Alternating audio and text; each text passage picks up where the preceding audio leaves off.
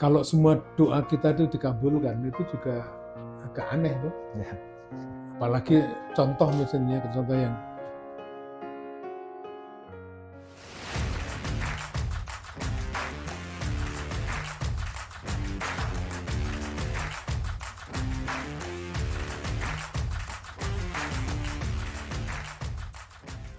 Halo calon pemimpin masa depan, selamat datang di podcast SI Indonesia.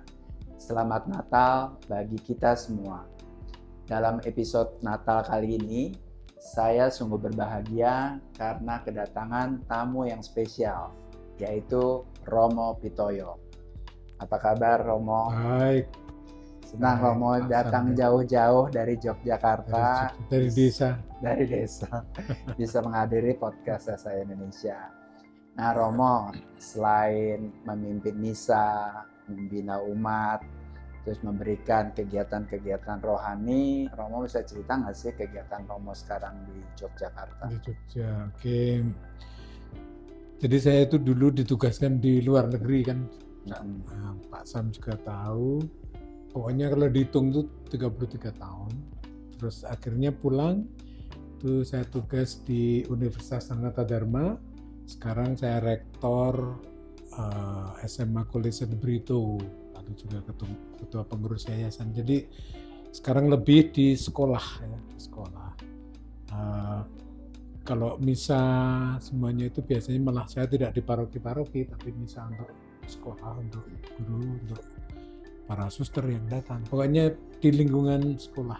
Kalau ada yang kenal SMA De Brito Yogyakarta, mungkin ada yang tertarik, itu sekolah yang juga membina pemimpin masa depan ini. Jadi sekolahnya ini lebih ke apa, mulai dari SMP, SMA? Oh, De Brito itu cuma SMA. Oh, SMA. Jadi SMA muridnya kira-kira 900. Jadi yang diterima tiap tahun itu sekitar 300. Oke. Ini laki perempuan? Khusus laki boleh gondrong, bisa dilihat kalau ditulis SMA Kolese de Brito. Boleh gondrong ya. Boleh. Yang penting laki ya. Yang laki sejati ya. Ya, Romo, kalau misalnya sekarang dalam suasana Natal, biasanya mungkin kegiatan Romo lebih sibuk ya Romo ya. Ada nggak sih perbedaan kegiatan Romo yang sehari-hari sebelum Natal dan kegiatan Romo menjelang hari Natal? Ya karena saya di sekolah, bukan di paroki, sibuknya tetap di sekolah.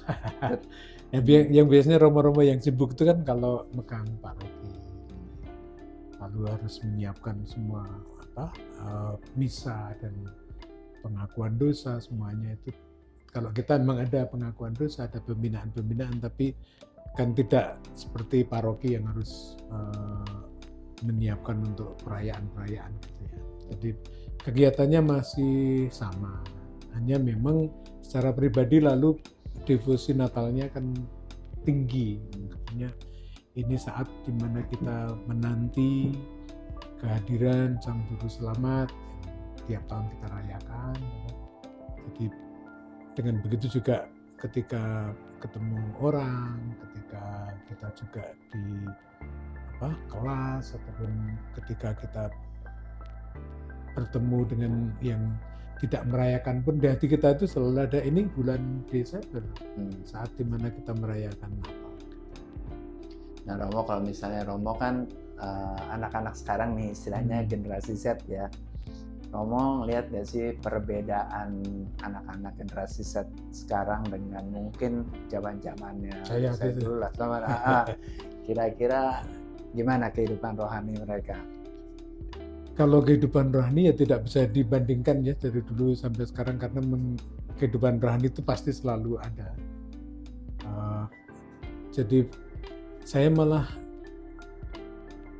setuju dengan yang dikatakan oleh Paus Fransiskus itu ya, yang ketika berhadapan dengan anak muda kita itu tidak hanya memandang mereka atau mengatakan mereka itu sebagai masa depan.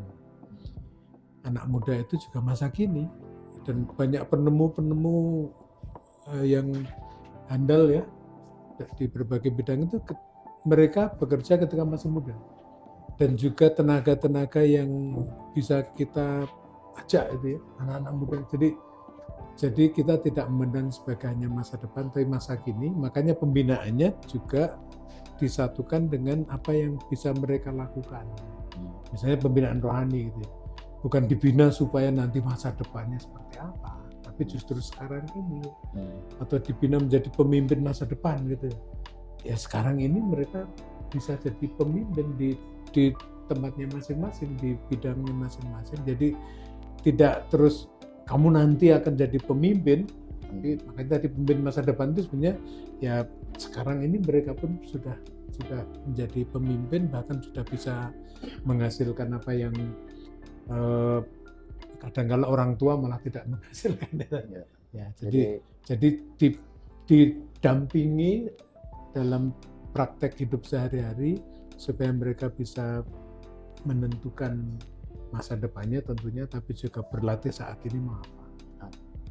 Nah Romo, dengan ada sosial media nih sekarang ya, semakin banyak kita mendapatkan berita-berita, informasi. Nah menurut Romo gimana nih generasi Z ini, apakah mereka juga merasa oh ya udah sosial media menjadi kayak pegangan mereka, atau mereka tetap bisa seperti kita dulu lah ya, bersosialisasi atau mungkin menerima masukan dari orang-orang yang lebih tua, yang lebih senior. Memang kadang ada keluhan di zaman sekarang kayak karena media sosial itu begitu mempengaruhi dan begitu menyita waktu anak muda gitu, seolah-olah mereka tidak punya waktu untuk sosialisasi gitu. Tapi sebenarnya kalau dilihat benar-benar nanti perkembangannya ke depan, generasi saya, generasi Pak Sam pasti berbeda ya. Ini anak-anak sekarang ini nanti harus membina, harus mendampingi anak cucu mereka yang gapnya dengan kita tuh jauh. Jadi mereka memang sekarang situasinya seperti ini. Nanti kira-kira 20 tahun atau 30 tahun ke depan itu lebih dari ini lagi. Jadi mereka membutuhkan orang yang mengalami dunia digital sekarang ini sampai menemukan bagaimana mereka bisa menentukan yang prioritas itu yang mana, mereka bisa menemukan makna hidupnya di mana, karena memang beda dengan kita ya. Jadi media tidak bisa disingkirkan, tapi kita malah justru harus beradaptasi ya.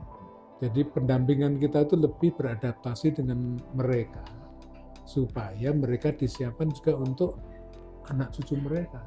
Karena cara pandang kita tentunya nanti sudah agak lain ya. Nilai-nilai tetap, tapi cara memandang itu kan beda ya. Makanya saya kira kok bukan sesuatu yang harus kita resahkan, tapi justru kita ikuti. Kalau itu dilihat bahaya, nah bahayanya di mana? Apakah bisa diselesaikan dengan yang lebih baik ya, tidak hanya dengan melarang. Maka saya kira malah kita perlu menyesuaikan, karena kalau benar-benar menyiapkan mereka berarti menyiapkan mereka untuk mendampingi anak cucunya.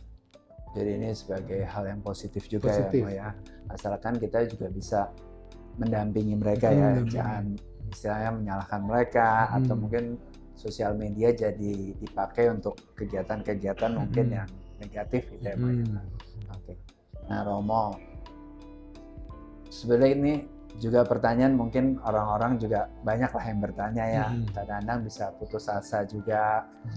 Kita berdoa mungkin siang, malam, pagi, tapinya istilahnya cita-cita kita atau mungkin target kita belum tercapai. Saya nih terus terang bekerja di sebuah perusahaan distribusi yang mengejar sales, kadang-kadang juga merasa sudah berdoa, putus asa nih ya, sudah berdoa, sudah bekerja, tetapi belum mendapatkan hasil yang diinginkan. Nah itu gimana tuh cara mengatasinya? Kalau saya mikirnya sederhana ya, Tuhan itu lebih tahu dari kita, dan Tuhan itu juga maha baik, Tuhan itu juga maha pengasih. Kalau semua doa kita itu dikabulkan, itu juga agak aneh tuh. Ya. Apalagi contoh yang kita lagi bertanding basket. Ini timnya Pak Sam, tim saya doa supaya tim saya menang. Cak Sam juga doa supaya timnya menang pada saat yang sama, gitu. Nah, terus gimana? Dua-duanya dimenangkan? Kan tetap harus ada yang kalah, dalam arti secara alami pun ada yang kalah. Nah, terus kalau merasa kalah, merasa tidak didengarkan bisa, oleh kan? Tuhan. Ya kan juga di dunia bisnis ada banyak hal juga yang tidak terus ini menang terus jadi kan enggak, karena memang selera kita itu kan lain-lain. Ini ada banyak makanan, kita bisa pilih, oh ini saya suka ini, Air suka ini, orang lain beda lagi ya. Nah kalau kita berdoa terus memaksa supaya orang suka, itu kan tidak. Makanya secara natural kita itu dididik juga untuk menerima keadaan. Misalnya saya lahir, saya tidak tinggi ya, tingginya seperti ini. Tidak ganteng, atau lahir dengan ganteng ya Pak ya. Rambut tidak keriting atau lurus gitu ya. Saya pengen rambut yang hitam, ternyata sekarang jadi putih gitu kan. Nah kadang-kala memang harus diterima kan. Saya minta supaya rambutnya hitam lagi gitu kan. Jadi ada titik-titik di mana kita harus mengikuti. Dan tubuh kita sendiri sebenarnya mengajarkan banyak. Misalnya kuku itu bisa panjang, lalu kita potong. Tapi gigi kan nggak tiap hari tumbuh jadi panjang dan harus dipotong. Gigi itu udah tahu perkembangannya segini aja loh gitu kan. Tapi kuku boleh tuh panjang. Rambut juga boleh panjang. Rambut juga boleh panjang ternyata gitu.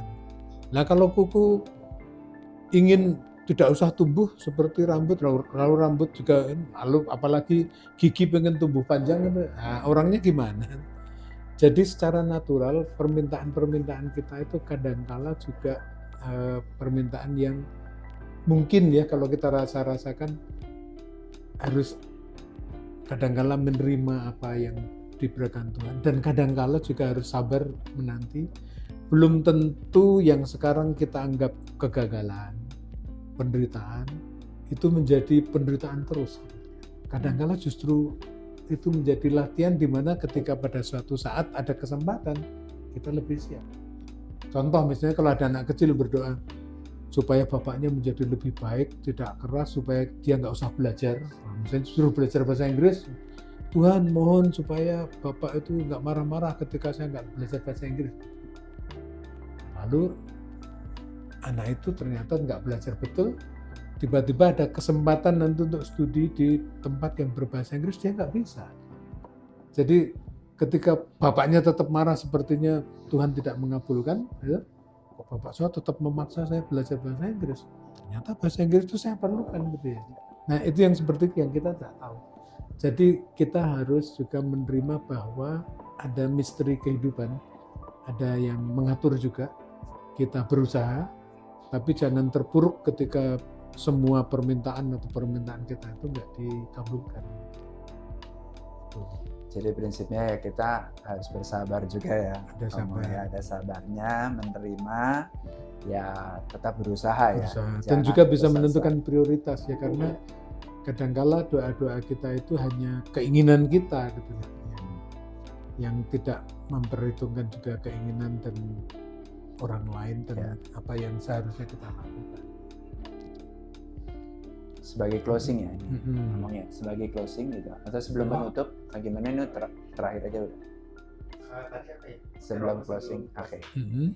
Romo sebelum closing, apa pesan Natal kali ini mau buat kita semua? Ini untuk kita Natal ya. Jadi Natal itu sesuatu yang pantas disyukuri, ya. Tidak hanya karena kalau kita percaya ya, Sang Sabda menjadi manusia ya, atau Emmanuel, Allah bersama kita. Tapi Natal itu kan seperti mengingatkan suatu kelahiran. Kalau ada kelahiran itu berarti ada yang baru. Nah ternyata memang kita itu diingatkan bahwa kita itu harus selalu lahir kembali.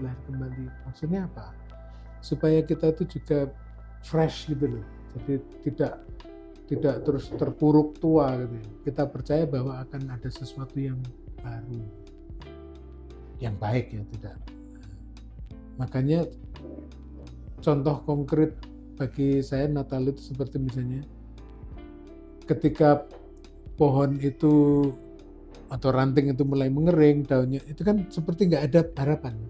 Tapi ketika pohon setelah musim gugur lalu tiba-tiba muncul ya semi lagi, nanti menjadi daun, menjadi bunga gitu.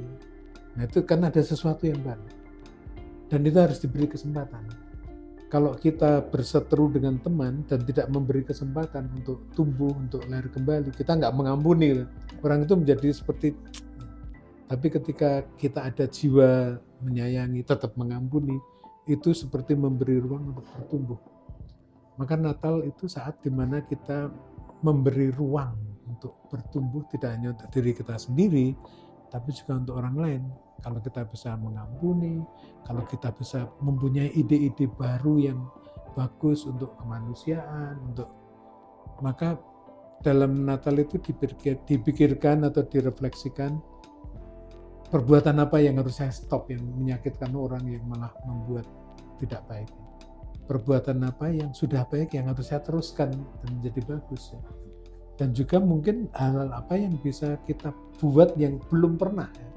Tapi bisa kita buat supaya itu seperti ada kelahiran kembali, memberi warna baru, dan membagi cinta dengan tenaga baru lagi. Mungkin itu. Jadi jangan mudah terpuruk, jangan mudah berhenti, karena Tuhan selalu memberi kesempatan untuk baru lagi. Terima kasih. Terima kasih. Sungguh inspirasi sekali. Okay. Romo Pitoyo, sekali lagi terima kasih atas sharingnya dalam edisi Natal kali ini. Semoga di lain waktu ya Mo ya, kita bisa podcast bersama lagi. Mungkin edisinya edisi Paskah tahun depan. Nanti saya ke Jogja gantian ya Mo ya. Karena saya kenal beliau sejak lama ya. Dan saya senang tadi ketika ditelepon Romo, nanti saya langsung iya. Ya sekali lagi terima kasih. Karena persahabatan yang lama. Pak Sam, saya panggilnya Cak Sam. Juga selalu dilindungi oleh Tuhan dan diberikan kesempatan untuk berkembang, membantu orang lain, diberkati dan menjadi berkat bagi banyak orang. Amin. Terima kasih. Demikian podcast edisi Natal bersama Romo Pitoyo. Semoga podcast kali ini juga bisa memberikan inspirasi dan wawasan bagi calon pemimpin masa depan. Sampai jumpa dalam podcast SI Indonesia selanjutnya. Salam calon.